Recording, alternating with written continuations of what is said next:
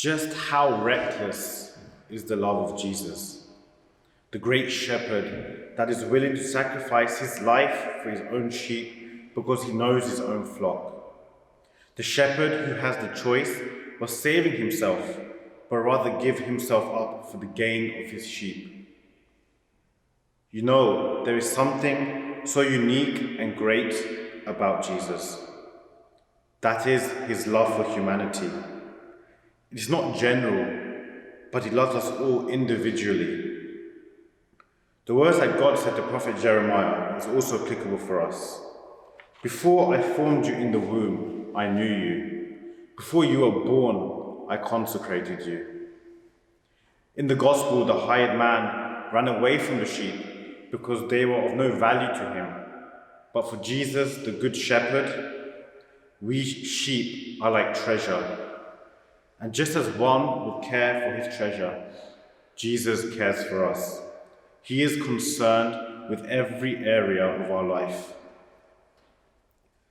I was born a Catholic, but I was not always so faithful to Jesus. Perhaps you could say I was a lost sheep. But one thing opened my eyes widely, and that was acknowledging that regardless of how unfaithful I was, or the lack of love that I showed, Jesus still has profound love for me. And this profound love can sometimes be easily forgotten or not seen when we go through tough experiences in life. When I was discerning the priesthood, I had a crisis. I felt that the Lord had abandoned me, and I even considered leaving this vocation.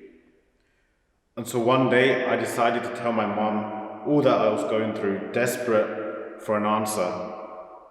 And what the Lord said to me through my mum that Saturday evening completely changed the outlook of my life. She said to me, "My son, whenever you go through a crisis, remember one thing: God has never abandoned you. Remember how throughout your life, God comforted you in your most difficult situations. Remember when as a family, we were struggling to find a permanent home, yet God eventually provided us with a beautiful home to stay in. That love that God has shown us and shown you in the past is never going to change." And so, my friends, in every difficulty that we have gone through in life, Jesus has seen it. That one evening when we were kneeling by our bed, begging God for a breakthrough, Jesus was there listening. Or when we went through a traumatic experience and was questioning Jesus, he was listening to our cry. When we were at school or university and felt isolated and alone, when we felt that the whole world was against us, Jesus wanted to embrace us. There are no words to describe how much we mean to Jesus.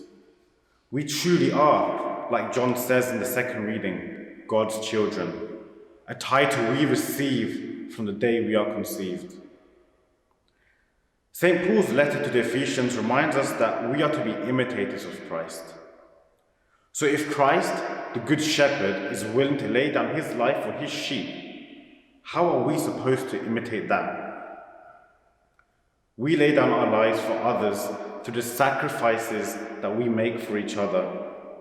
For example, being a parent or parents, working tirelessly to provide food on a plate for our children. That is imitating Christ.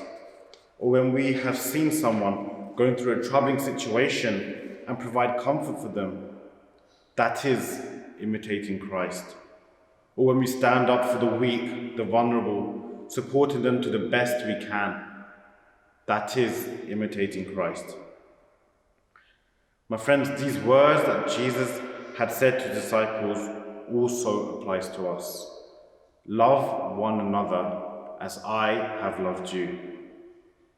So if we feel that perhaps we have not imitated enough this love of Jesus, let us from today onwards go out and share this love of God, the Good Shepherd, to those around us, and especially to those whom we struggle to love.